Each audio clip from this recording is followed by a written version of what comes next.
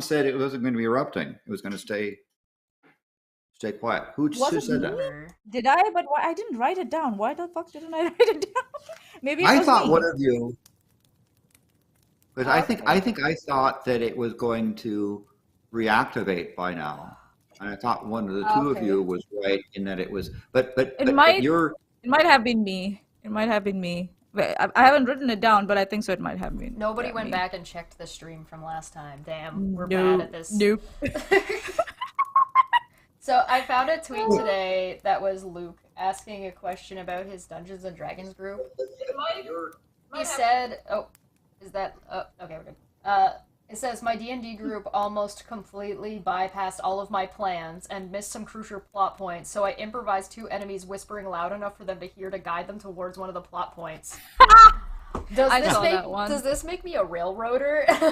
It's like they missed crucial plot points. Of course they did. They bypassed everything.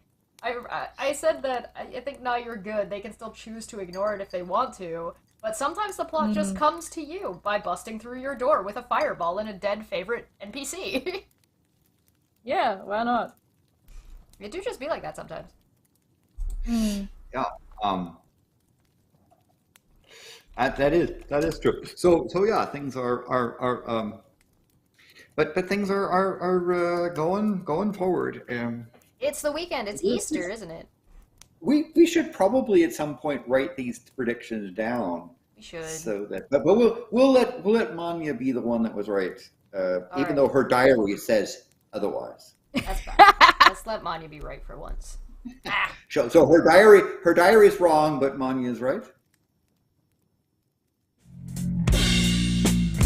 Yeah, I think so. It was me. I went back and checked the transcript. Hello, everybody, and welcome back. This is Debate Hub. It's Friday, and we're here to talk about volcanoes. Because of course we are, because we love volcanoes, and volcanoes are super, duper, duper cool. There's a bunch of special links down below if you look at the reference area, so go and check that out, as well as a link to Landon's Discord if you're interested in newsy-type stuff and things. I'm Chesh, I'm your master debater, and I've got Maanyaa and Landon with me. Happy Easter weekend for anybody who cares about Zombie Jesus Day. It's my dad's birthday too, so... Oh, yay! Happy birthday to Maanya's dad, who probably doesn't know this stream exists, which is probably for the best.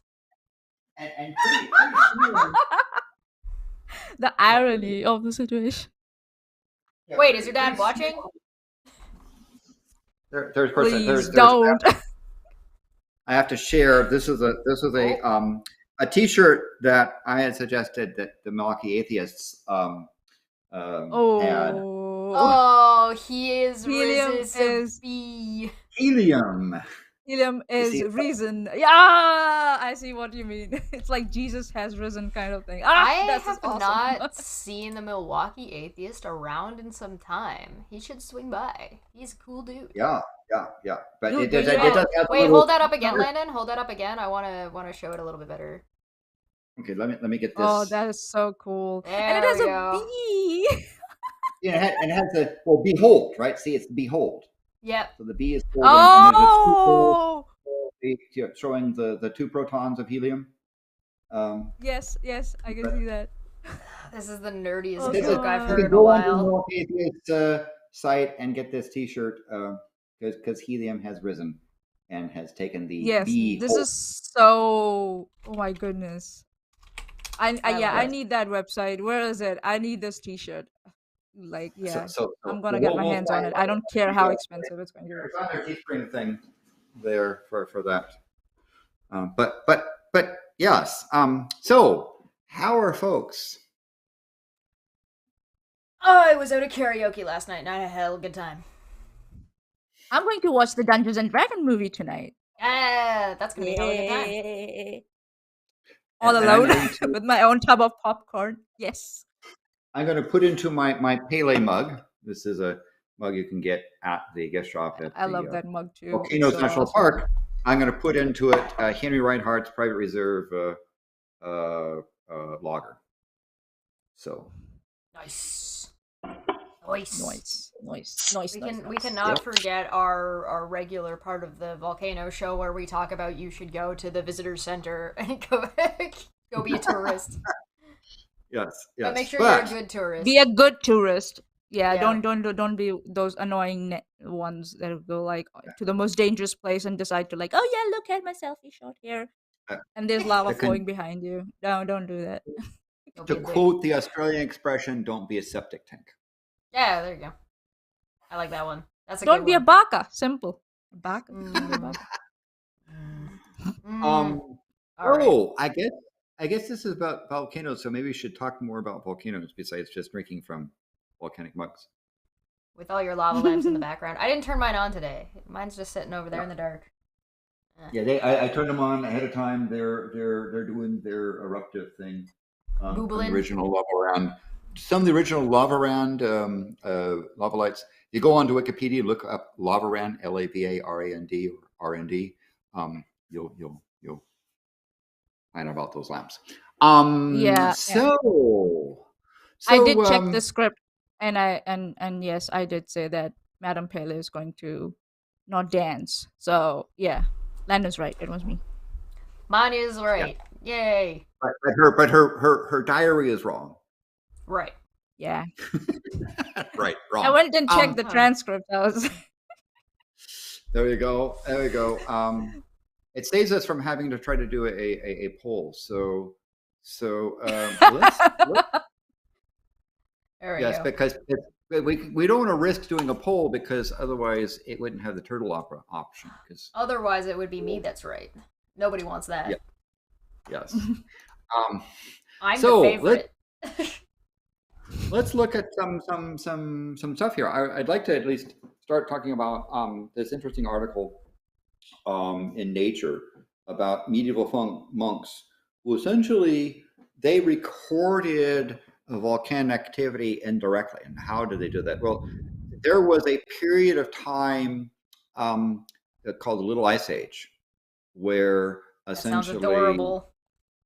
You know, and we know that from both weather records and you know ice things that it was an area sort of between about 1100 and 1300 variations, where essentially it was a lot colder than normal.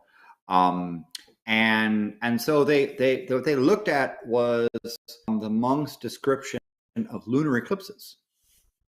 Now, when the lunar eclipse is when the moon goes into Earth's shadow, right? So you've got the sun, Earth, moon alignment, and the light that does little light that does reach the moon during a total lunar eclipse is being refracted through Earth's atmosphere. So when you see the red moon of a total lunar eclipse, you're seeing what we call the 1,000 sunrises and sunsets at the time, the area around at the edge of the globe, where you know whatever storms are there, and if there's a lot of dust in the air on storms and so forth, in the upper atmosphere, the lunar moon will be darker. And so they looked at this monks' descriptions of these eclipses of the moon on lunar eclipses, and essentially they showed that the effects that the monks were describing are consistent with fire, but also consistent with volcanic activity. And there certainly are, you know, we've seen evidence of what happened, like the Tongan volcanic eruption or other things where volcanoes can put up in the upper atmosphere enough aerosols that hang around. You get sort of the lunar eclipses being darker than normal. Also, kind of the description of some of the sunrises and sunsets of the time also are consistent with volcanic aerosols. Now, you know, we have a lot of records and legends from the Polynesian in the Pacific about volcanic stuff, but it's hard. It's hard to trace that to a particular level of activity because it's not simply a volcano going bloop. It's an enormous eruption to put a lot of ash in the upper atmosphere, and the Polynesian descriptions of eruptions and their cultural interpretation doesn't necessarily lead you to say that was a big eruption that had so many cubic kilometers of ash going up in the atmosphere versus lava gently flowing. So this particular article talks about the monks looked at things relating to that are indicative of huge amounts of ash and sulfur dioxide being injected high in the atmosphere. So it's an interesting sort of thing of looking at history, religious stuff showing up, and that they effectively helped bolster the case that part of the cooling that occurred in the so-called Little Ice Age occurred partially as a result of some significant volcanic eruptions. We don't know where those eruptions occurred because, like for example, in the Pacific, Polynesians just recorded volcanic activity. It's almost like volcanoes are kind of a big deal when they happen, and so they get recorded in history in some capacity, even if they're not inherently recognized as such at the time period or even after the fact. Just a side note, Inkboy for 2, shout out to Judas for the long weekend. Thanks, Judas! Hey! You should be fucking funny. That was funny, and I appreciate the candor of your jib, sir. Hats off to you. Sure. Hats off to you. Excellent. So anyway, that's an interesting thing for going on. Now, we talk about the fact that volcanoes are very common on Earth. It's one of the issues. If you learn something, is that volcano eruptions are very common on Earth because Earth is a very weakly volcanic, active body. May not be as active as the Jupiter's moon Io, but the current list of erupting volcanoes at the moment is about 47. They're usually somewhere around 50. So it's a tiny bit low, but it's within sort of the noise of variations of things that volcanoes are quite common, and we have a number of them. If you look at where volcanoes are erupting, of course, you have the 2 Italian volcanoes that are almost perpetually erupting, Stromboli and Etna. And you've got a couple in ocean, or in Africa, right? There's the Ethiopian one and the DR Congo location. We're talking about things that are really actively going. I mean, there are volcanoes that are smoldering, but these are the ones. Indonesia still leads with 1, 2, 3, 4, 5, 6, 7 now. There are Landon, 7. We are still looking at the medieval monks. Are you trying to show something different? I'm just looking at the list, so I could show this. Okay. Thing. Hey, there. Oh, it's gone. It was there. It disappeared. Oh. There it is. Right. Yeah. So there are 7, and I'm hopefully going to visit 4 of those soon. But again, Indonesia is probably the lead spot on. Again, these 2 in Africa, and then there's a couple. These are with this color are sort of they're active, but they're not producing active lava there, and probably in the ocean, Barren Island is all the one that tends to smolder a lot. But Indonesia has 7 active lava pumping stuff and 2 that are in lava pumping stuff. Indonesia is because there's somebody on Twitter that follows me that's from Indonesia, and they keep wanting me to talk about Indonesian politics and what goes on in Indonesia. Indonesia is fascinating, like absolutely fascinating, between like the biology that is in that area, between like the politics and kind of the way the way they operate. It's just very, very interesting, and it's sadly I don't know anything about Indonesia, or at least I didn't before like this person started asking me about it, and it's gonna take me a little bit of time before I'm capable of actually discussing it in a meaningful, or discussing that area in a meaningful way. But my God, they've got so much going on. Oh yeah, it's a complex society and very diverse set of things. But so I hopefully will be going to seeing several of these volcanoes on that time. Nice. Just doing stuff. So it's got 7+2. Here in the Alaskan area, we have 2 that are in significant unrest in the United States, in Aleutian Islands. That may erupt or may not. Mexico, of course, is probably has its perpetual one in central Mexico. Guatemala has 2. Nicaragua has 1, and there's a couple in El Salvador and Costa Rica that are going. South America, of course, you have the 3 in Ecuador, 2 that are active. You got Peru, Colombia, so forth, and wiggly stuff. Northern Chile. Interesting enough that Chile is not on the list. Usually, there's one actively erupting in Chile. I believe the last time we heard about this particular one here, the pilots show a lot of smoldering coming from its vent, but it's not active and lava stuff. Antarctica, of course, has its Mount Erebus, and with its largest lava lake. There, if you come over to the ocean, you see that we've got New also has its set with a bunch of things in Papua New Guinea. That's also a fairly wiggly spot, but none of those are actually producing lava at the moment. And of course, Philippines certainly has stuff, although there's nothing active in there. Japan has one. So they're if you look around there's a bunch of stuff. The red ones are active.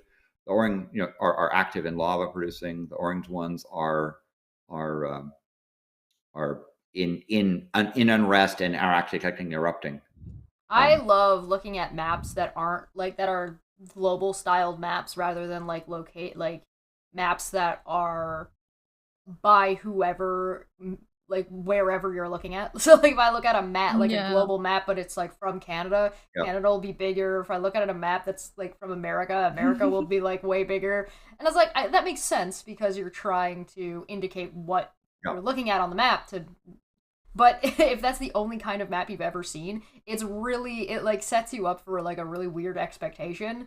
And then when you look at a map that has just everybody to scale, it's great. It's great. I definitely recommend looking at global maps. Are the current global maps to the scale actually? Do they actually show the exact landmass that they cover? There are ones that try to give equal projection and sacrifice the ability to have straight lines being great circles, as an example, or where they've taken effectively the orange peel and kind of split it into pieces to flatten it out, right? The other way, of course, is use a globe and rotate around that. It is a case, for example, in learning Antarctic geography, you see maps with a south pole at the center, and everything else, the world is sort of fringelands there. But I'm just pointing out again, volcanoes, lava producing and erupting in that sort of the Central America, South America stuff. Again, you see along the Ring of Fire. Here, there's a couple in Africa. And of course, you look at Indonesia, it's just lots of stuff. Yeah. Let's go down the line. Yeah, I mean, if you look at Indonesia, I mean, you're seeing a little bit of something because some of the triangles cover up other triangles. But I don't know. I don't believe in triangles. Papua New Guinea, seem like fake news to me.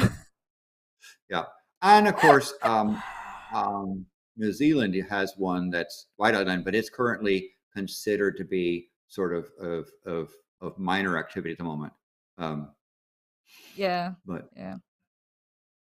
We understand that they've improved the monitoring situation. They're trying to get back there, but I would still stay away because it tends to be a cranky volcano. So some of these, be respectful of volcanoes. I would have the smiley face, a one where like the Stromboli is a nice smiley face or cute smiley face, and some of the cranky volcanoes that you want to stay volcanoes, no touching zone.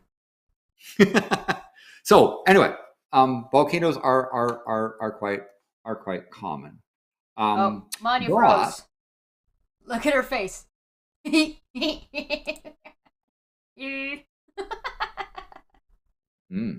lost Maanyaa for a minute. Go on, Landon. Sorry. But here's the thing about that: we finally have a comprehensive map of volcanoes on Venus. All 85,000 of them. So this is the map. Let me zoom in here. This is one of those Mercator style projections of Venus, and all of these dots are volcanoes. Wow. Now they're not erupting. Most of them. There is debate of whether or not Venus is volcanically active now, and there's been reports of surface changes that people are interpreting as a volcanic eruption.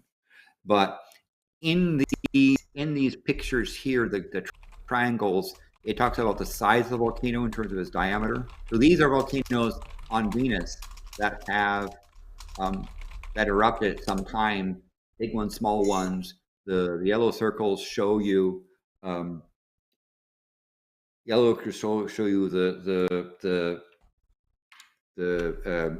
volcanic activity. So there's piles and piles of volcanoes. So Venus, turns out, has lots of little regions where there's lots of volcanoes. That's cool. And its atmosphere is such that you would think that some of these things get worn down, but because they don't have kind of the ocean water cycles that we do on Earth, it seems like Venusian volcanoes stick around a lot longer. And so this is kind of the first map. Again, these are not erupting volcanoes. These are places where volcanoes have occurred. And in the case of Earth, we know that both the plate tectonics as well as weathering will take volcanoes and quickly erode them. If you just look at the Hawaiian chain, as that show you that as you go out, it within several million years, volcanoes get submerged and go away. Whereas in Venus, they stay. The big question is, is Venus volcanically active? And some people are saying yes, that there's evidence of that. We haven't had the smoking gun, but that's the sort of the first map of Venus being having a long history of volcanoes. That's cool. So like there's a difference between like whether or not it's currently volcanically active versus it has had volcanic activity, right? That's what you're talking about. Okay, I just want to make sure I understood what you were telling me, because I'm Venus stupid by that. Is in the 87% size of Earth. The question is whether or not Venus still has tectonic activity, earthquakes, and that sort of thing. It's an open question. The current tilt is towards evidence that Venus may be still volcanically active, and there may still be volcanoes going. But due to its thick atmosphere, we can't see the effect of that. And if a volcano would really go boom big on Venus, we wouldn't be able to necessarily detect that because of such a thick atmosphere that it might be shielded from obvious view. But we have there's a priority of sending space probes to Venus, and we will hopefully learn whether or not Venus is volcanically active like Earth today. Cool. There's a question kind of popping up in the chat from Aries, and I know they're being like kind of sarcastic, but I think it makes for an interesting question. And it's can we launch the war on volcanoes and get rid of all of them on the planet Earth for the benefit of the humanity? We've already mastered fertilizers. We don't need volcanoes anymore. Silly face. And I wonder what would the Earth look like if it stopped being volcanically active? Some of the areas would turn into the barren wasteland. Landon, come back. Some of the areas would be turned into barren wasteland. I mean, think about the northern island of New Zealand. Landon. Extraordinarily rich soil, rich agricultural, rich dairy, and that is fundamentally due to the volcanic activity in that region. Landon, can we see Hello? you again? Turn your camera back on. Let's see. Hold on a moment. I'll switch over here and do the toggle. Yeah, there we go. Sorry, yes, you were saying that there's a lot of benefits for having those volcanoes, and losing out on those things would be a huge detriment, I think is what you're getting at. Yeah, I mean, in terms of enrichment of soil, it tends to suck for things that are near the vents, and the eruption of its time can create devastation. But even the area of Tonga is going to have, as a result of that eruption, a surprisingly resurgence of activity, both plant and animals, that thrive on the rich enrichment of the soil. Also, I think what Landon is getting at, if what you're telling me, is that it's for the benefits that we get from volcanoes, throwing a couple people into them as a sacrifice is reasonable. Yeah, true, but nowadays we don't really sacrifice people to volcanoes. We might stick the occasional hockey puck in there for good luck, but no, it's the also, there's strong evidence that a lot of water on the surface, or some portion of water on the surface, came from volcanoes. Volcanoes produce a tremendous amount of water into the atmosphere, and so they're also sources of water.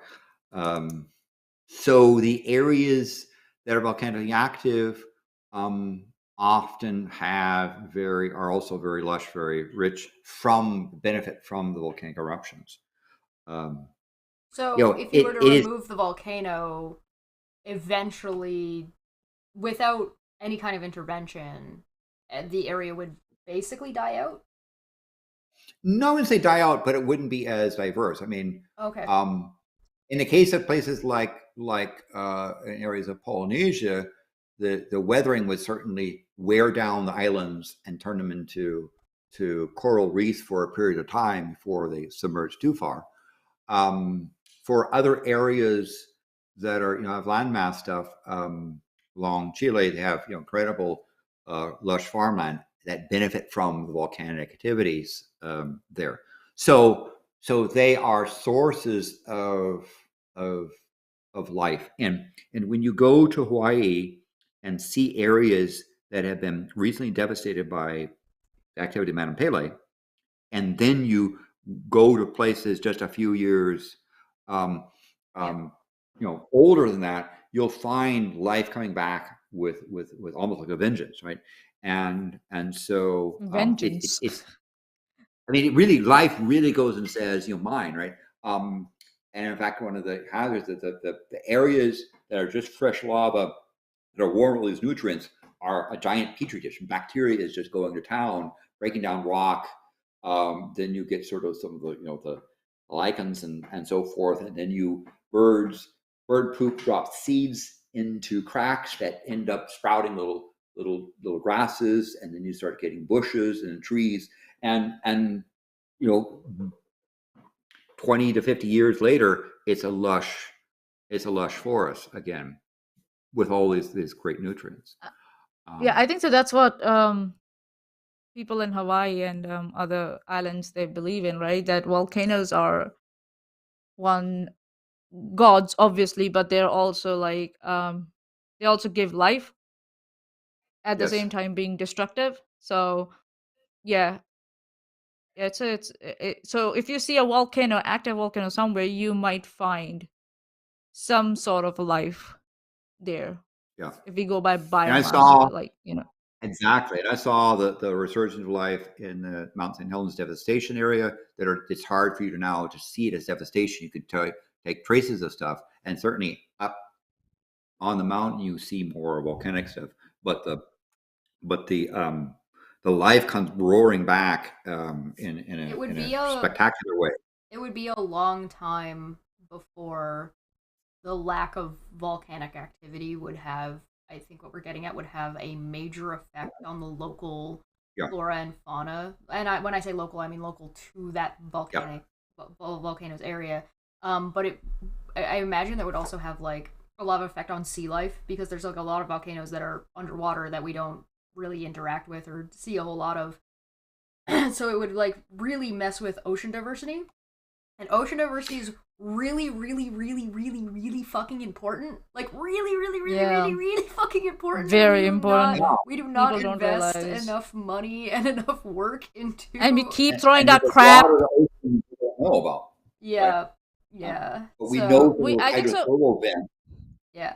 But yeah, I think so. We have found some species of fish, lava or sharks. I think so sharks. Yeah, that do survive in those hot waters around the volcano. So it's like, yeah, it's but not even even if it like not discounting that like local to a volcano underwater is going to be a wider area, right? Like a different kind of area of effect. Like yeah, there's not going to be a whole lot growing on top of Pele, but the local area and the spread of that area would apply the same way underwater. The temperature of water, right, will drive some life, and I think so. That's why it's fascinating to study the volcanoes on Venus, because you think, okay, if there's a volcano there's still a volcano on Venus, there is possible for some other type of life to form. Tardigrades,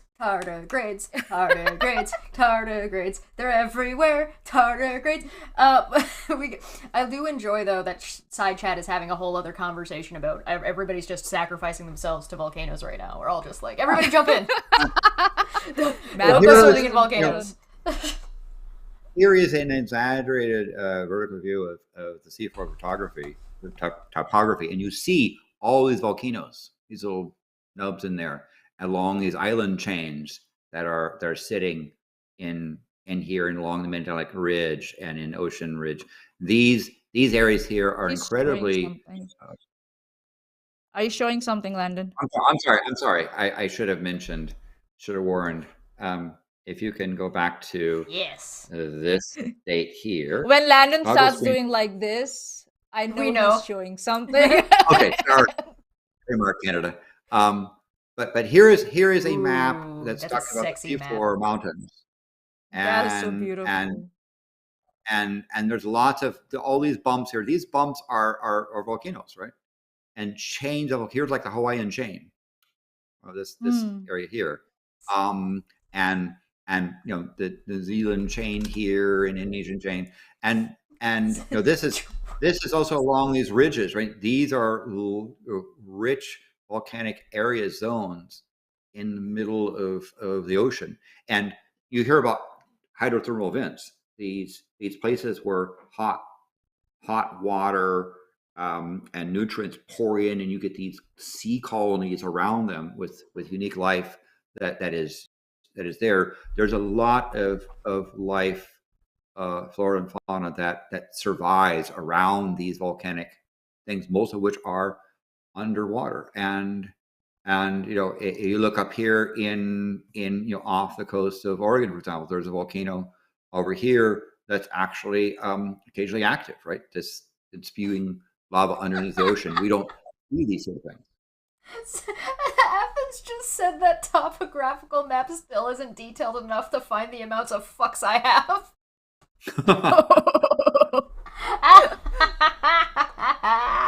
Well said.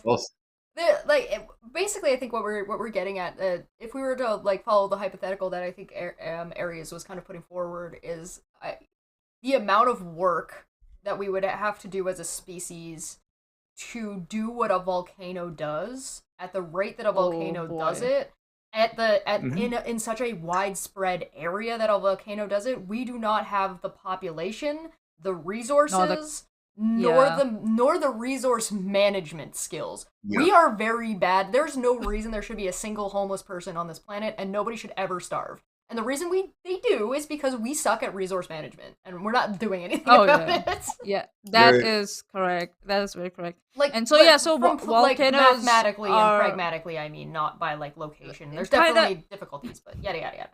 It's kind of like the Earth knows, like, she cannot depend on mankind for anything, so she's like, I'm gonna do my own thing. I'm gonna look after myself. Fuck you. I mean, she started. And So if you say, well, how many volcanoes does Earth have?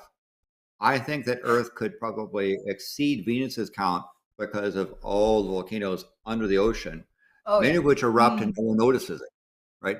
Although today now with sonar and hearing sounds, we can see that. But the biodiversity of the ocean is greatly enriched by all these volcanic systems that have been occurring. And the sad thing is, you talk about resource management, Shesh. I mean, we know more about the topography of the moon than we do about our ocean floor.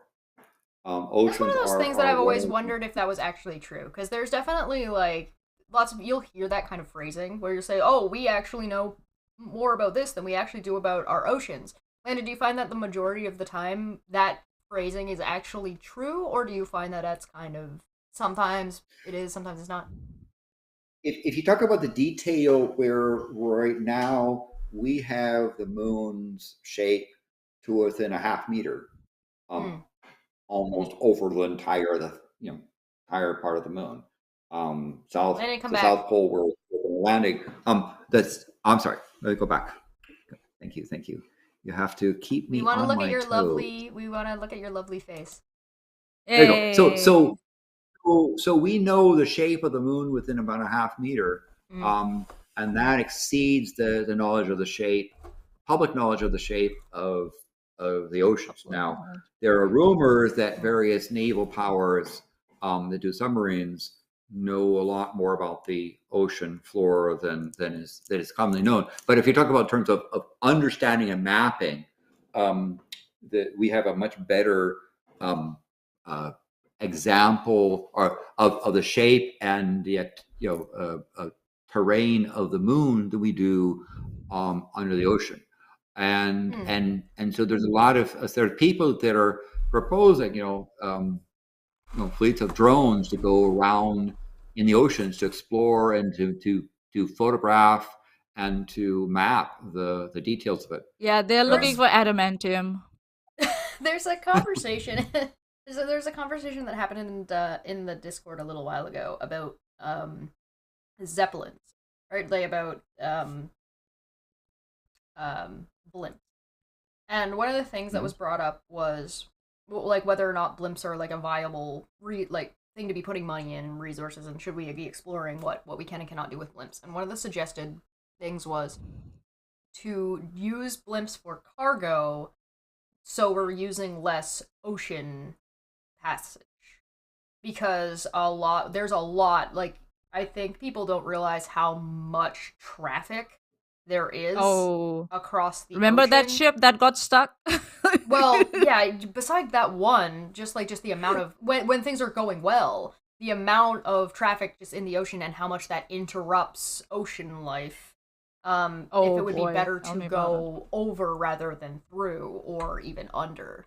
I mean, I can't imagine that it would be very cost effective to use submarines, but potentially going over would be a better option, I think. So going through the ocean is also going to be destructive for the marine life. I think so. They will disturb a lot of marine life, and also because there's so much competition now for these routes, these sea routes, that countries are forming pacts, coming together to form military bases on each other's soil, so just they can get some sort of control to these routes. And because these routes make sure that you have resources, right? So, and if you don't have control of these routes, you can get starved out by another country if they wanted to go on a cold war against you, So it's creating a lot of conflict also, if you know what I mean. What's a big deal with NATO recently adding talking about adding Finland? Finland joining? I think it was Finland that just joined, right? And Finland joining was a really big deal. Yeah, and Sweden's talking about joining now too. If they get, because we talked about that on the tavern, that Sweden's getting blocked out by Turkey. But if go and check that episode out, by the way. I'm also clipping together that talk about specifically Sweden and Finland and Turkey. So if you're interested in that, that's going to be available in just that as a singular clip, rather than like going and once that tavern, which is not a tavern, runs, we'll have more to say about it as well. But yeah, for sure. They're blocking off some ocean stuff. Sorry, go ahead. I'm displaying this map of registered vessels, the ones that want to be found, and it seems like there's a lot, but when you start zooming in, you just find just how many vessels are out there tooling around in places. When you step out there, you sort of see things, but if you look, for example, like let's go around southern tip of India, right? And you go in there and you say da da da, you start looking in deeper and deeper, and you find there's just a pile of traffic. And of course, it takes a long time to load data, but there's lots of boats in that region. So there are people that do. There are ships, if I'm not wrong, that are told to stay on water just because the ports don't have the capacity to dock them. Yeah. And look at this. How is anything in the ocean supposed to do anything with that much traffic over them? There's no way that's not Mother, it's like, seriously? Am I a joke? Yeah. Am I a joke to you? Whales are like. But look at this. Look at like, for example, it's the Persian Gulf, right? Yeah. And the details and stuff. So you have to keep zooming in just to see all the details of This is just one little responsive thing. So these sort of marine maps of the vessels that want to be found. And if you where did I put my pen? Okay, here it is. If you look at the so anything in that circle, you see where there are like this the density of the ships is large, including in the Indian Ocean and the Pacific Ocean. That's where the whole control thing is going on. So India has a pact with Australia and Indonesia, if I'm not wrong, and yada yada yada, so they can build up military bases. China is trying to lease land to build their military bases, but they're like trading centers, so they can have a control, and it's fascinating. The politics is fascinating. And here's like Auckland. Yep. Auckland has a major lots of boats and lots of things. You start zooming in and finding boats that are docked and boats that are traveling and down the line. It's just like there's a lot that goes on the ocean, and it's like it's really fucking with shit. So it was the conversation was essentially like, is there a way to do this just as effectively, and something that we should be investing money and research and resources into to get some, if not all, you're never going to get all, but like get a good percentage of like ocean traffic out of the ocean, and because then you'd be able to actually park further inland, and you would actually be able to have like designated areas that are easier to that load are protected and where yada, you yada, yada. Yeah, and you can protect certain areas also. We do have another question from the chat that is specifically a little bit more about volcanoes, because I know we got a little bit off track, and I'm sorry, that's my fault. Yeah, just look at New York. Jesus Christ! Holy shucks! New York. It's like the question is, isn't it easier to point a radar emitter at the moon than acoustic mapping on the ocean floor? Yes, in some sense. Although the far side of the moon is harder, but we have probes now that orbit the moon that have mapped it to a great detail, and so they're beginning to do more detailed topography under the ocean. But in addition to just dating the shape, you want to know what's there and the kind of rocks and the other activities, and then the other thing to understand is in the ocean there are currents, there are rivers, there are ocean flows that are 3D that are quite complex, that are very important for weather. You hear about the El Nino, La Nina effect of Pacific on areas. That's ocean. That's also often driven by ocean current and ocean temperatures. And so it's not only just the shape of the bottom, but what's going on in the water column above it. That's really quite important. And this is all like volcano stuff. Yeah. All right. So let's go back to there. Yes. But let's see what is Madam Pele up to. So let me do a share again. Landon's getting used to this flipping back and forth, and I'm loving it. Thank you. It is. We're trying to be professional. So Madam Pele is not erupting at the moment. and the debate about whether it's paused. They're currently saying it's paused. It's been paused since March 7th. And so... which is exactly a month from today. Backward. Yes. So Maanyaa was correct in predicting that the volcano would be going, even though her diary says otherwise. I was incorrect in thinking it would restart. Come on. Don't blame my diary. But that is the thing, and that's as opposed to the previous time where Chesh was right on the restarting thing. So we're all gonna get right one day. Yes, and it's like if you throw up enough predictions, Pele might make one of them go true. And there's the thing. So one of the things in particular you look at is the amount of sulfur dioxide that are coming forward. And so in this spot here, the most recent emissions that were on April 5th was 110 tons per day. That's just a bit of smoldering going on. There's no active pit of lava going boom. It suggests that gases are being they're coming out of solution. Remember, a lot of magma that rises to the surface because something boils inside it and the bubbles pop. But those bubbles aren't working their way up to the surface. So 110 tons per day sounds like a lot, but that's usually when there's active lava flows, we were seeing 1,000 tons and multi-thousand tons per day. So this suggests that it's also the transport of gas up to the surface is relatively light. If we look at the tilt meters, right, that's another thing. I love the tilt meters. Tilt meters are great. Yay. Tilt meters feel like they're the most informative thing. I don't know if it's a visual thing, but...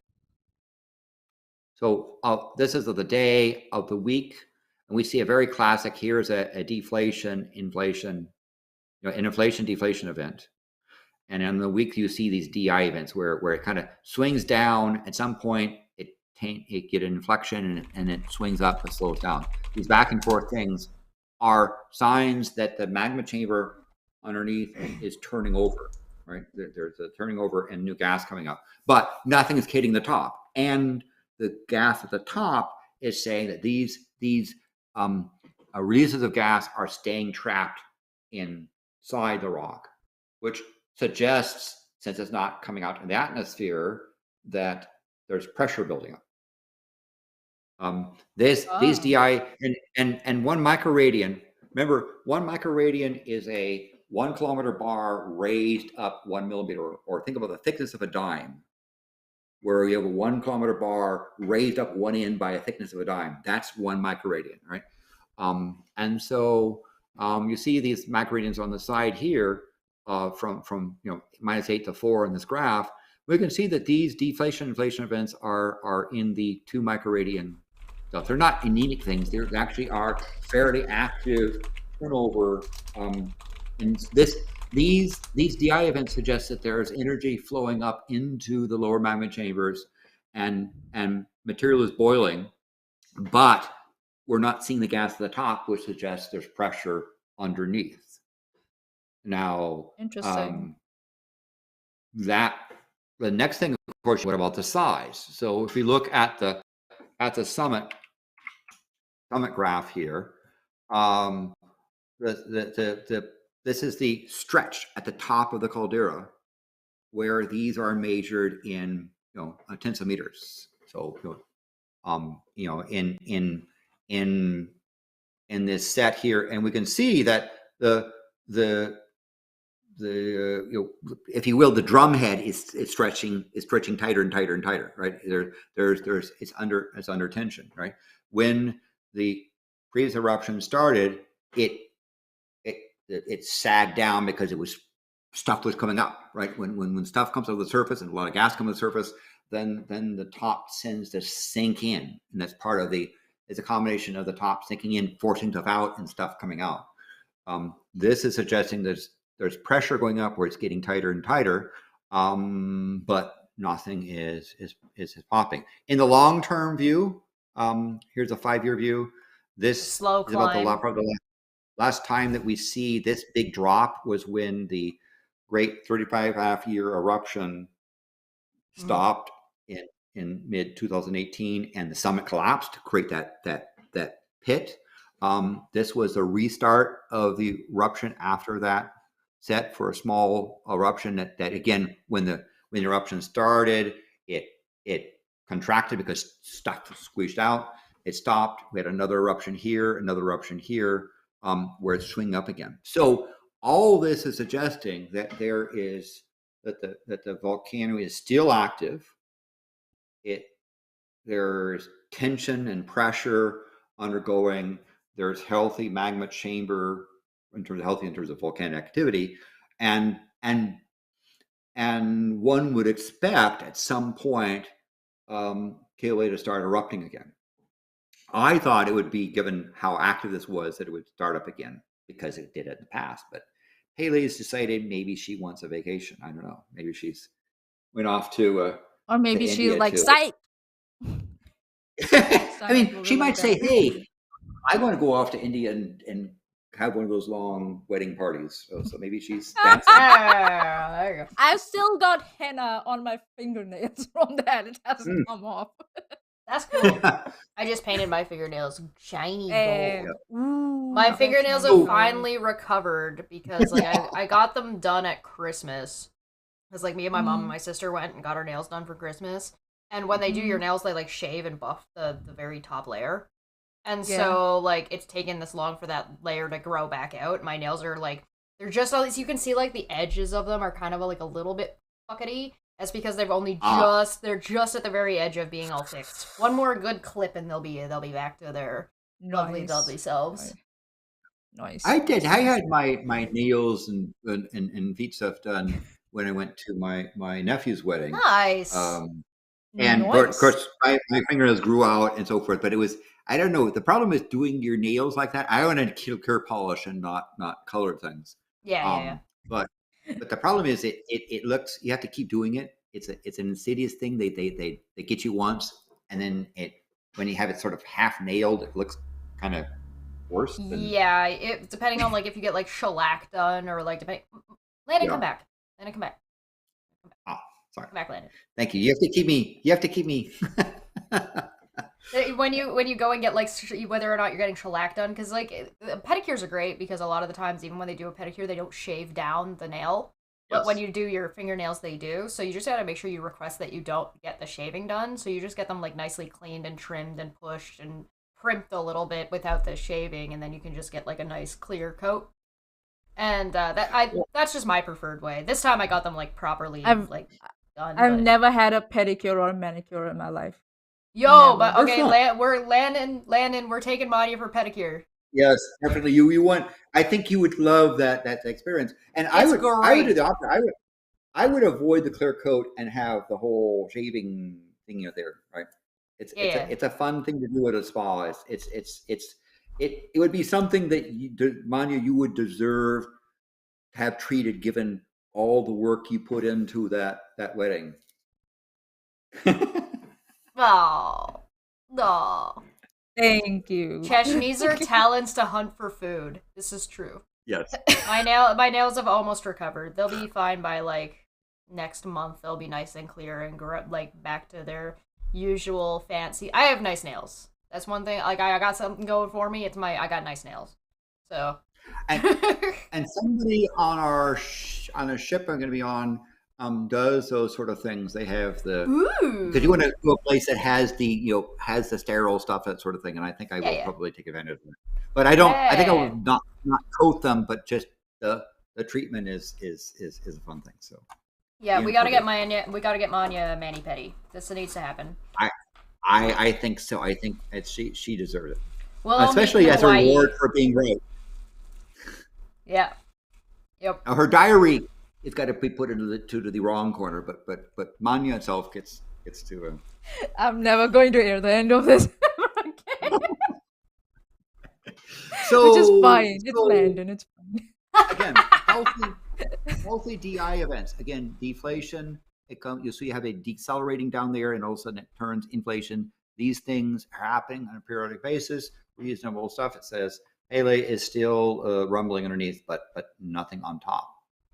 As the expression says, just because there's snow on top doesn't mean there's fire inside. Mr. Sirius says he's never been to a spa. Go.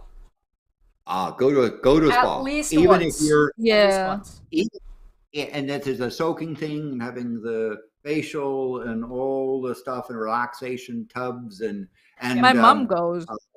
Yeah, go do it. My mom goes regularly. It is a fun thing to do. I recommend it.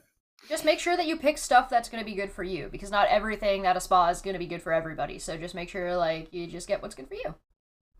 Yeah. Just relaxing, right? Yeah. So if you look again at the map of the summit here, of course we do not have the we'll go back to lava because it's not erupting in a moment. So the lava lake is not grown. We do have the island there. We'll talk about in just a moment. There's a couple islands. This one being Gilligan's Island here, but island's got a hole in the middle of it. It's kind of an interesting. There's a.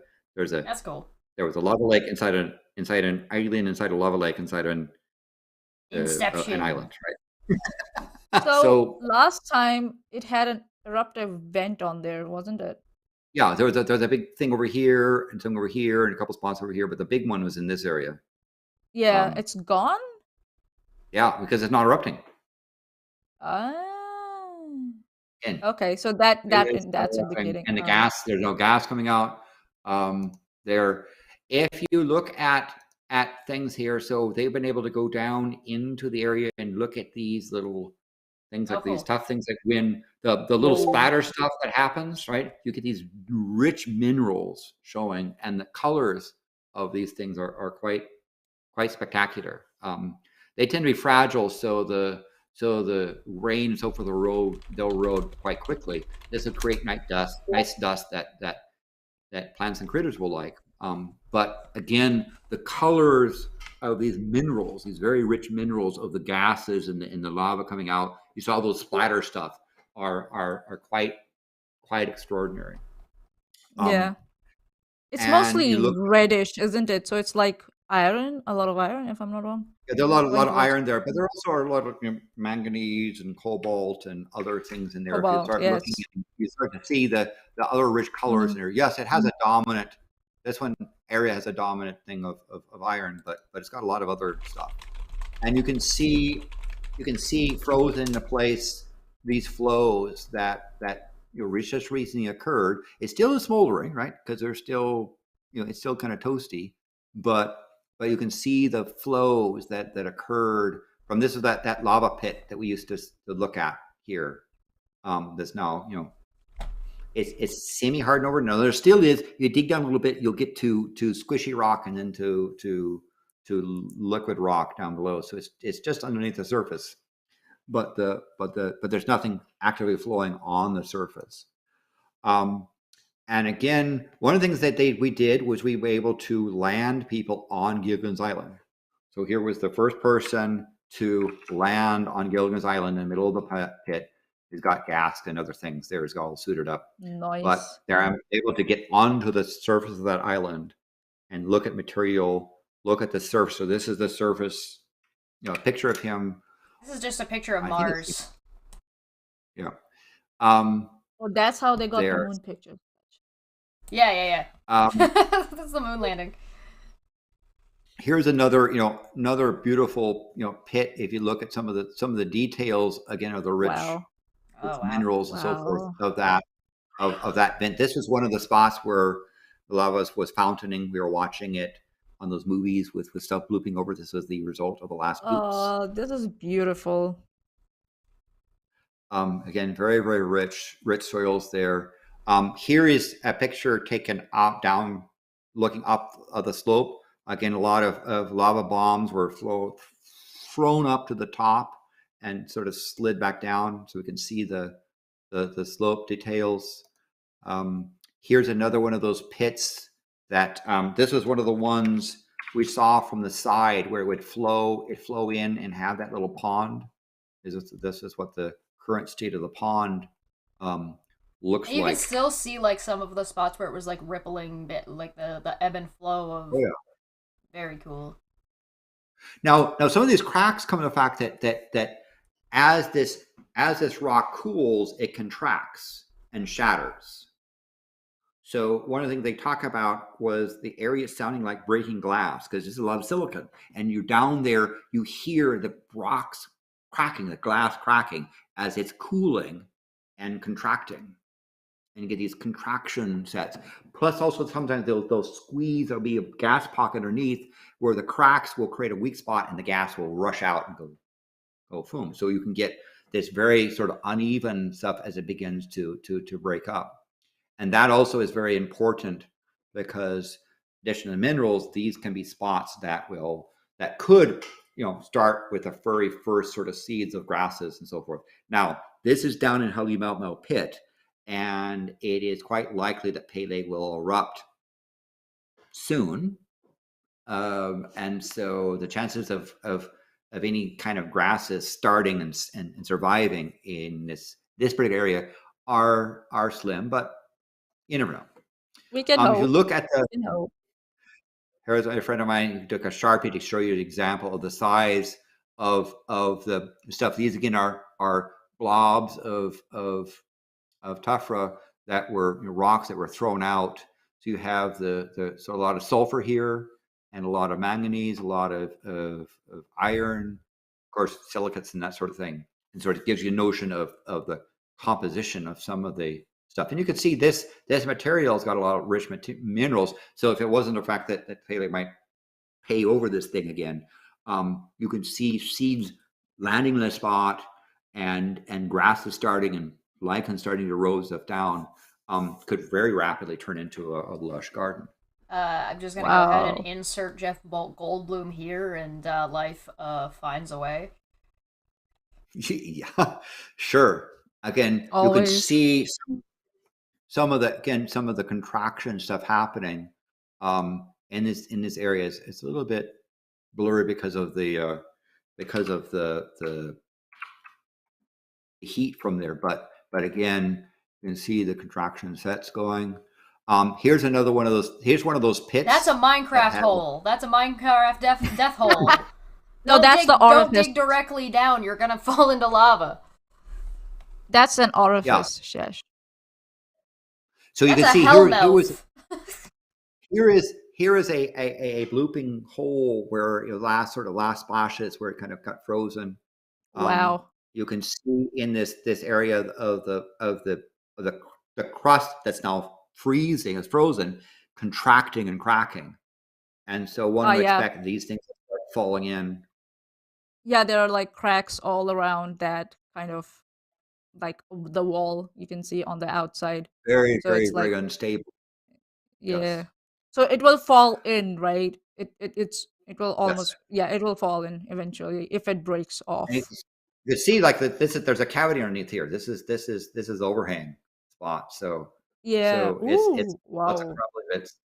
And you can also see the layers, right? The layers of the lava, because remember we would see it would sometimes flow over the surface and then stop, flow over the surface and stop. You could see the various layers, the volcanic layers of just recent eruptions with strata that was formed inside there. Wow. Here is another picture of one of my friends walking on one of the parts of Gilligan's Island near the edge. Hiding speck is your friend.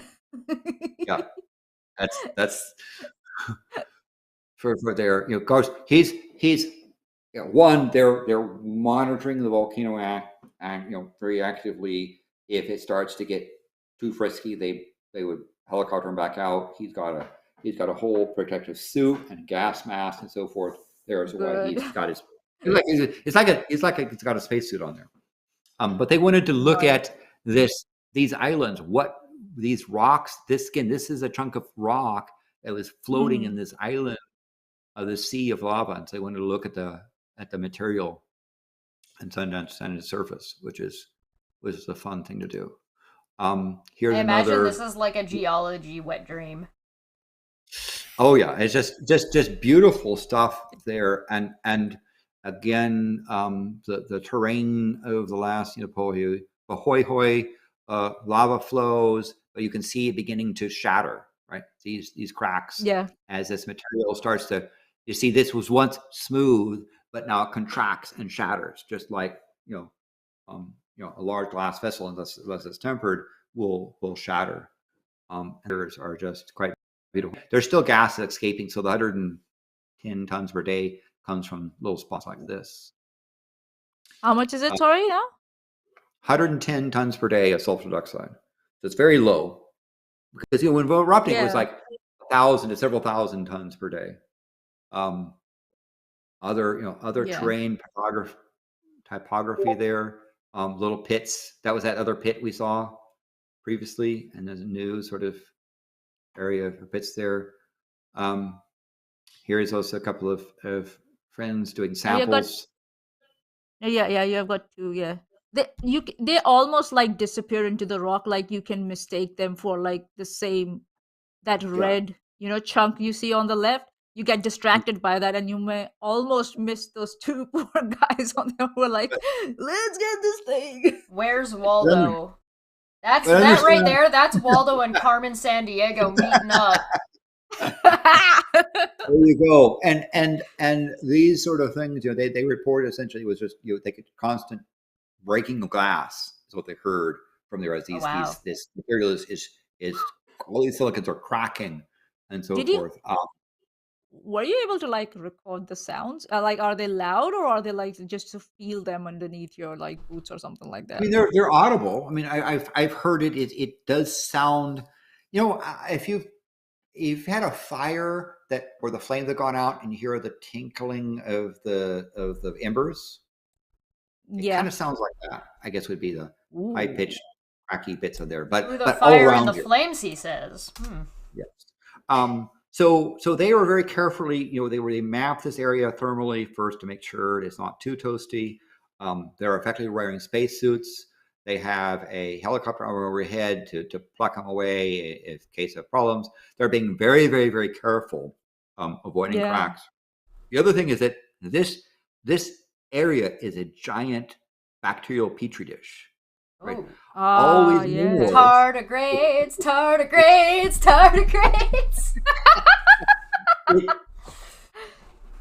It is. You just do a swab of stuff, and the petri dish just goes, yay, yum, right? Because this whole thing is just bacterially just going to town. It's nice and warm and toasty, and some of the richest material going. What it means is if you fall down and scrape yourself, you will get very nasty infections. Oh, so no doubt. That's what I was thinking.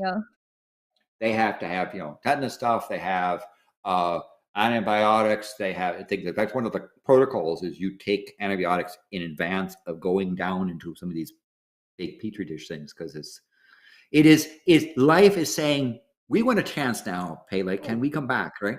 We're going to eat you and now. Remember, as well, the term piggyback, right? Holy Ma'u sounds for the house of ferns. It's the emphasis on the ferns. Pele's house of ferns, and the ferns are the lush, rich green stuff that can sometimes come into the area as a result of her activities. Yeah. But again, it's for those that are a fan of it. So here's the general overflight of what they call the Halimau pit looks like, and we can see the lava extent of the lava lake. There used to be, vents and so forth here. You can see that there's venting going on, and this stuff almost got up to that second layer. You can see the drop down block for things. This is what the road used to be. You see the road goes along and just goes. It's not recommended driving at this point. They're going to reroute. So the plan is they're going to reroute the road around the pit. The question is, when will Pele stop erupting at the summit? Build a bridge. It'll be fine. So it'd be like one of those rickety ass ones, like in Shrek. They're going to the castle. Oh God. Yeah, my guess is they might want to go the long way around. But that's the thing. in this area, the one of the possibilities is that if this area freezes over hard enough, the magma seeping release might start going down one of the two spines and it might come out down lower, right? Because remember, the magma is working its way up to the very top of this volcano. There's a lot of side stuff that can come out on, and in fact, historically, that's where it goes. So it's possible that if it starts erupting on the side, lower down, the magma doesn't need to come up to the surface, and this thing glasses over. Because for many years, this thing, you could walk around and hike around there, and it's kind of fun there. But you look at thermal activity. This used to be the hot spots, and now it's cooling down. There's a little bit of warm spots in that pit that had gas coming out is a little bit toasty, a little toasty spot. These are mildly toasty spots, not big lava stuff. Overall, your toast is slightly burnt. Yes, this is a toasty toast.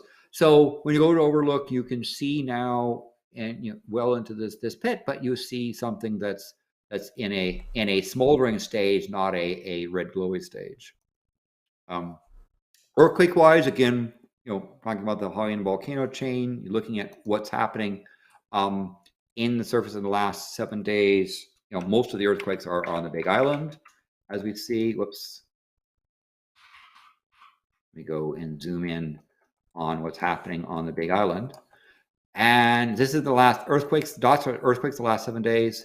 We have the usual stuff in this region where these things are deep. These are deep.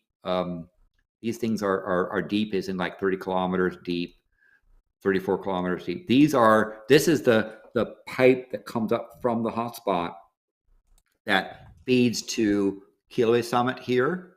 Whoops. I gotta stop. Let's go back. You broke it. There it is.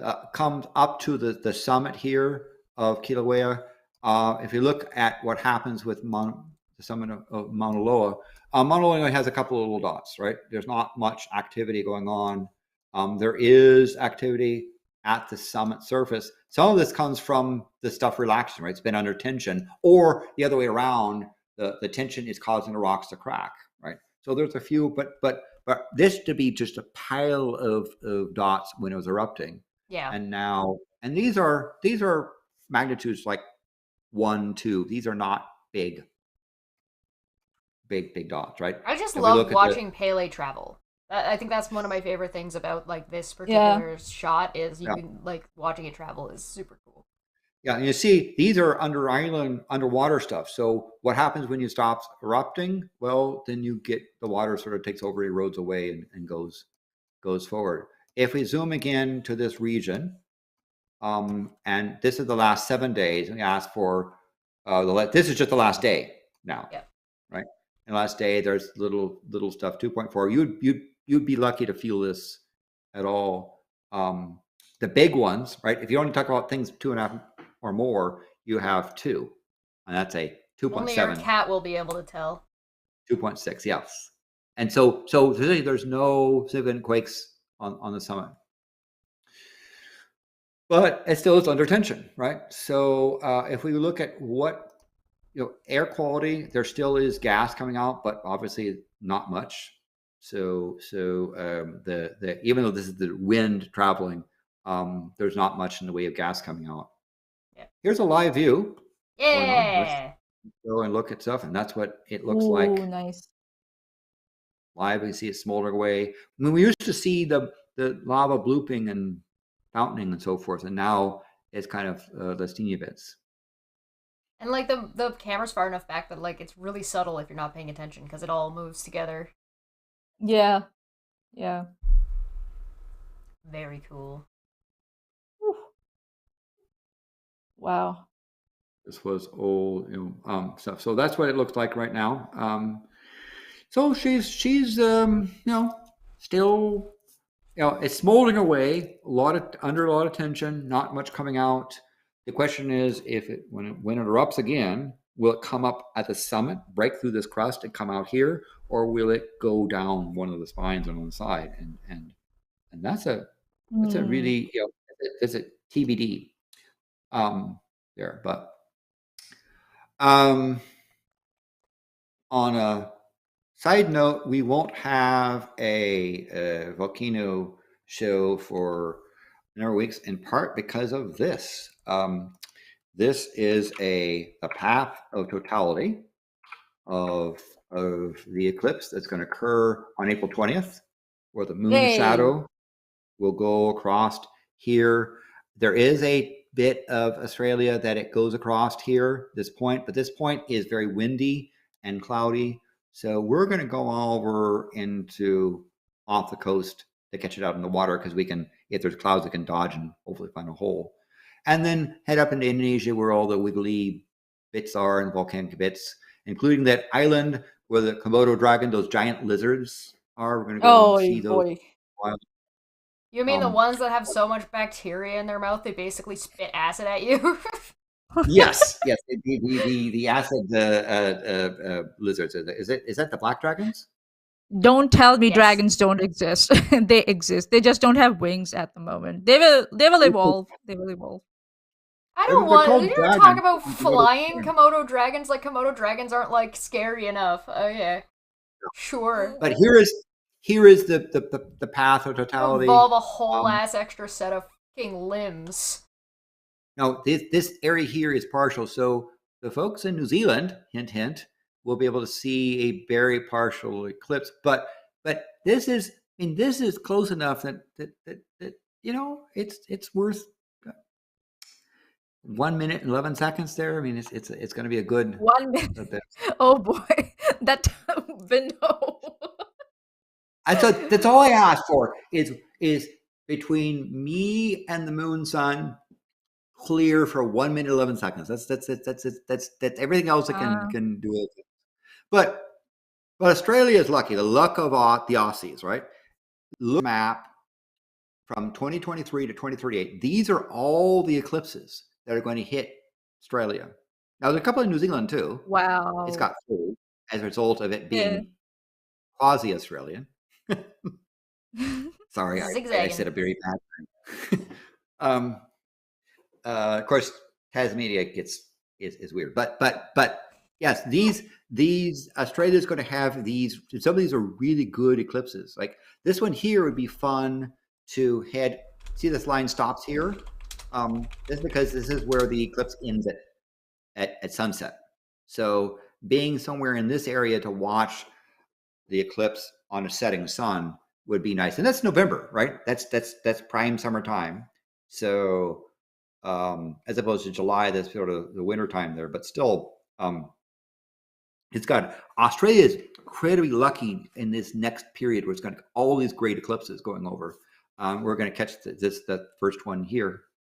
They got the 2028. I've already got the plans for the 2037, 2038, the 2030. So we're planning for stuff. In fact, one of the things I'll be doing when I take the train from here to here is we are talking to some government officials about eclipse planning and tourism and eclipse safety. Right? Don't look at the sun when it's partial phase. Wait until it's total. Don't pull an ex-president almost fell in Donald Trump and just stare at it like a fucking idiot. Yes. Looking at the sun I'll watch with it your on bare TV. eyes like an absolute moron should disqualify you from being able to run for office at any level. That should be and this one. See, this one's in July, and July is kind of dodgy, cloudy month in New Zealand. So that 2037 in July is probably not a good place weather-wise. But in this December one going across here is going to be good. But that might be that. I might give away something, but one of those are going right above my place. Yes. Well, whatever year that's going to be. As if money doesn't move. I'll be wearing every my dentures and coming out of the house like, I moved a lot in my life, and I swear to God, Maanya's just moving all over the place constantly. Remember, she's worse she than was I am. pooping black holes before, so I mean, she gets around. She gets around, man. Yeah, she gets around. But yes, so the luck of the Aussies are there's going to be a whole good reason to go to this area of the world for these fantastic eclipses. The first one is occurring on May 20th. So that means that it'll be a while before we come back to do a Pele show. So what do you think will happen in the next 2 months? I don't know. Come back. Oh, let me I think she's. This is like the most I ever get to bully Landon. So like, I'm taking advantage of it. I think she's going to be like, yeah, okay, I'll give you a breather. So she's gonna settle down. She's gonna go like, yeah, stay settled down, or do you think she's gonna settle down more? So it's non-erupting. Yeah, so she'll settle down more. Like this sulfur dioxide will become even lower, and all that shebang. Do you think even the DI events will kind of peter out as well? Yeah. Or will it still be? Nah, I think so. It will just it'll start going a little plateau. Yeah. Okay, so Maanyaa is saying that further slight decrease in activity, not erupting, and slight decreases in even the rumbling bits. Chesh? I'm still holding out for it's going to blow out a side somewhere. We're going to see an increase. So I think we're going to see it's not going to happen yet, but I think what we're going to see is we're going to start to see an increase in eruptions again. Or not eruptions, earthquakes. Deep ones. So I think we're going to start to see magma on the move. I think we'll start to see earthquakes going down the spine as magma begins to move into one of the channels, right? It may be that, as Maanyaa said, the top is kind of crusted over, and it may be hard for it to break through the top of the moment, and then it will instead magma start to move, and we'll see that by earthquakes beginning to go down one of the two directions on the spine. There. Will it end up erupting? I think not. I'm not. Yeah. I think in 2 months we will not have lava again. We will still see. So a contrast from Maanyaa, I think we'll still see the current activity of DI events, and we might even begin to see earthquakes along the some of the spine, suggesting that magma is beginning to like push its way. Like, let me out of here! Yeah, Madam, come on! I don't want to be locked in here forever. Let me out. So what do you think? What does the chat think? Big Boy says my guess is that Pele will disappear and reappear on the moon. And if I am guessing something wrong, I am guessing something spectacular at the very least. That's a good description. I mean, it would be really interesting to see volcanic activity on the fucking moon. What happens to the moon if the moon starts getting... What would the moon need, first off, to start... It would have to have a core that starts moving around, which I don't think the moon currently has. It's pretty frozen over inside. We do know of volcanoes on the moon, and the moon had a volcanic activity in the past. And so, in fact, Apollo 17 astronauts brought back some essentially igneous rock type stuff that we know it had a volcanic past. It's just it's much smaller body. It lost its heat much more. It didn't have a very dense core. A small person who is cold. Or the impactor. I feel that. If our model of how the Earth-Moon system formed is reasonably correct, the core of the impactor that hit the early proto-Earth merged, and we have this reactive core at the bottom, and the moon is sort of the mantle, the outer part of the bullet that couldn't escape out the other side and got captured. So the moon didn't have much in the way of radioactive material inside it, and it's small, and so it lost its heat and kind of solidified over. But it did have at times a volcanic past, because it was basically when it formed a giant molten bullet. Yeah, rock. Yeah. So I'm looking forward to seeing 1 minute 11 seconds of totality. some big lizards, enjoying Yeah. enjoying the splendors of Indonesia. Hey, you and guys of are course, actually going to be pretty culture. close together. You guys should see if you can meet up when Landon gets to the end of his trip. He's going to be on Yeah, New Zealand side of sort of, Australia. What but time also are you the going? What day? I'll culture talk of about Australia. that in the background. Yeah. Okay, but the culture of Australia will be another thing to enjoy, and Yes, I cannot how wait they to hear all the stories. how they play with language. I mean, their professional language, the lingo and the terms, and so forth, and the expressions You are quite. fucking wanker. Yeah, and Channel use is of officially words, Australian professional now. use of words which Where's are our in-house? Yeah, sorry. Where is our in-house Australian? Rez, where you at? Yeah, Rez, we got Red Eye. I haven't seen Red Eye today, actually. Usually he's around. Yeah. Sorry, Landon. but Please yeah, go on. so I'll have those experiences in there, as well as the one thing that I'm going to try to do is when I get off the plane to go and get a taxi, I'm going to do my best to get into the correct side of the vehicle. Yeah. Landon's gonna end up on the wrong side of the road.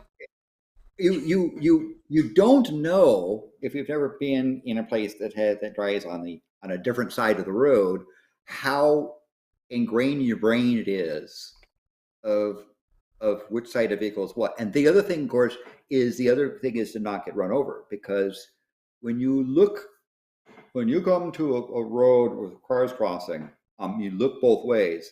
Your brain turns off the side of the cars you think with the cars are moving away from you. So you can, if you're jet lagged, come up to a road, look both ways, step out, and get smashed.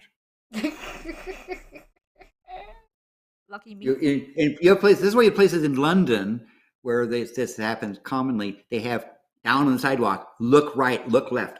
They basically tell people, "Hey, look both ways before you cross the street." This is where the cars are coming from. Both ways. I've never. I think so. The reason why I have always looked both ways is because I have always listened to music when I'm walking, and it terrifies me that I will be distracted and I will get hit by a car somewhere. So I'm always like, okay. I look both ways on one-way streets. But that's the thing. But the way to do it is to, in your mind, to look four ways. You look, and then you look in the other direction, or you look and look again. Yeah. At fourth time, it's easier to see, and you'll be surprised at when your first pair of looks, you didn't see the car. You look again, and you see the car is actually coming. I have always head on a swivel, head on a swivel, head on a swivel. I've experienced that. Yeah. But the key thing is if you're driving or riding in a car that has the steering wheel on the proper side for the road driving side, that steering wheel is always toward the center of the road. Yeah. Right? Don't think opposite. Because that's another thing that people do is say, well, okay, they're backwards. So I'll just think opposite, because you start getting used to the opposite and you think opposite. So you become opposite of what's proper, right? You get used to what it is. And so you have to instead look four ways and think steering wheel to the center of the road. Now, this is where they actually have sides. This is so complicated for just like... No, actually, that makes a whole lot of sense. That if you are always pointing your steering wheel towards the middle of the road, you can't get wrong with that. Yep. Yes, no. It works. Yep. Don't do the opposite, because you'll get used to the side and then the opposite again, and then you'll have problems. And then, of course, don't drive when you're tired, and let other people... Let professionals do it, but listen, cars are overrated anyway. We need to fix our infrastructure. Cars are overrated. Oh yeah, just don't drive. Yeah. Well, now the question I've asked, and I don't know the answer, is what side of the tracks do the trains ride on? Do the trains go on the same side as the road, or do the opposite? And do trains coming from that island off the coast of Europe, going to Europe, do they stay the same side, or do they have to switch? Road, like the trolley trains, like on the road or trains. Locomotives. Oh, okay. I think so. They will switch to. I think so. They will switch to. The trains will also switch because when you're crossing a rail line, the looking and the stuff will also change. Well, we got an answer from a resident about this particular thing. They said, "Oh God, don't ask about Australian trains. It's a mess. There is no standard." Yeah. I mean, there wouldn't be an end of discussion about Australian trains without the discussion about Sergio and what he did to Queensland and that. Oh God, we're going way out in a left field at this point. We're gone. But that's being said, that'll be a fun thing to see. I'll report back. We'll set up the schedule for the next volcano thing, and we'll see whether or not Maanyaa, who says Pele is not continue up and sort of even quieting more. Landon, who says it's going to remain at the same level, and we might even see magma beginning to move. And of course, Shesh wants big boom. I want big boom, but also my prediction is more earthquakes, deep ones. Yeah. Zenith also says, I worked on a project upgrading the trains in Brisbane for the last 2 years. My friend, I do not envy you that headache.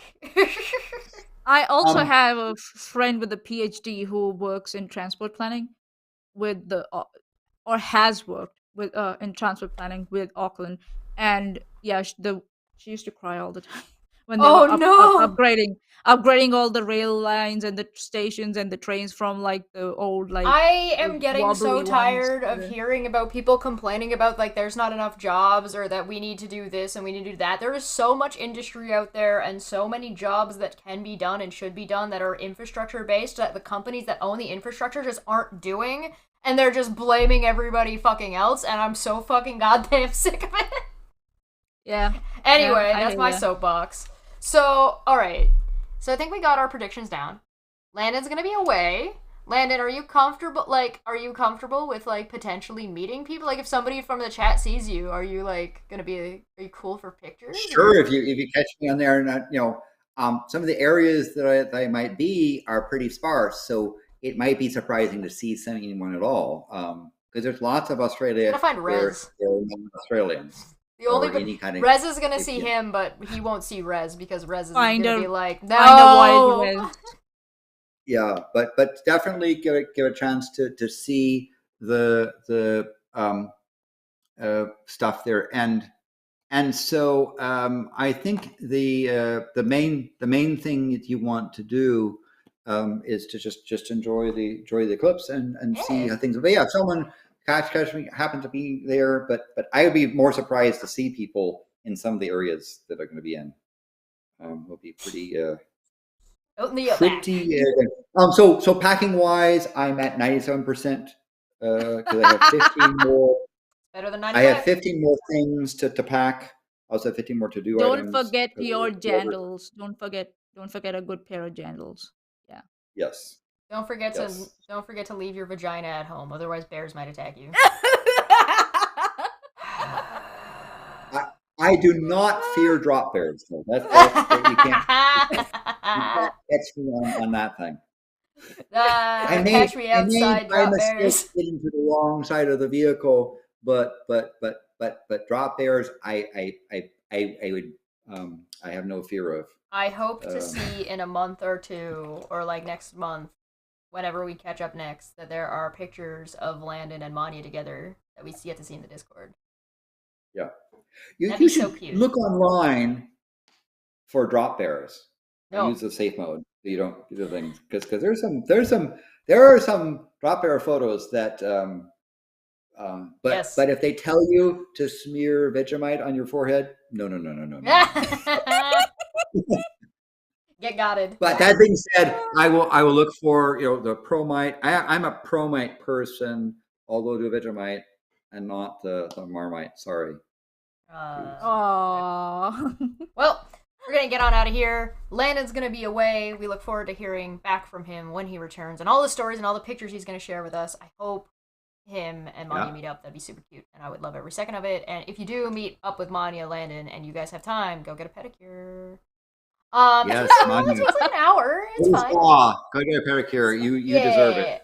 I can get out of the country for once. Maanyaa and something else. You know, like I get out of the country to go back home all the time. It's like get out for myself to do something else, right? If I do that. Yeah. Right? Yeah.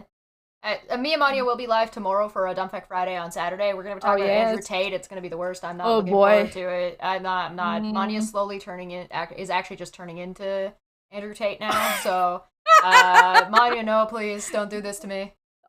No, I'm not. And then I will be live probably on Twitch. Well, I'll be live on Twitch either on Sunday or Monday doing like chill shit. So feel free to join us there. I believe there's a link down below. Also, check out our favorite universe Discord for Landon and all of Landon's crazy updates, all of the crazy stuff that Landon gets into. So much crazy stuff. I am going to before we go, Tess, I'm going to put the link to the Helium is Risen t-shirt store from Volcanoes. Oh hell yeah! If you want that, cool. God, that link is fucking massive. I'm sure it'll work. It'll be fine. Boom, bonk. I think I did a thing, but if you look at here, see, there's the. It's very cute. Yes. Yes. I'm gonna see if I can get another shareable link that's like not as horrid. Yeah, maybe I can do this. See, let me try to reduce this down because I don't think that we need a lot of that stuff here. That is a massive link. Yeah, that's like everything. This is the problem with what YouTube does. 300 plus characters. If I do this, here. Let me put this is a reduced link. Awesome. There we go. That works. Perfect. Cool. Yeah, if you want to check out Milwaukee Atheist, Milwaukee Atheist has always been a cool dude. I've usually he's very good people. Yeah, go check out their stuff. Also, that B thing is adorable and all good things. All good things. Support Where your are they locally from? rising Are they? tree. I don't know, but Milwaukee. Yeah. Oh, okay. Yeah, I'm just looking at. I'm looking at the shipping costs and stuff. It's like. Oh yeah. Like, all right, go find links below. Oh, thank you very much. We're gonna get on out of here. Me and Maanyaa will see you tomorrow, and we'll see Landon in a moment. Yeah. So. Yep. Bye. Have a good trip, everybody. Landon. Bye. Bye.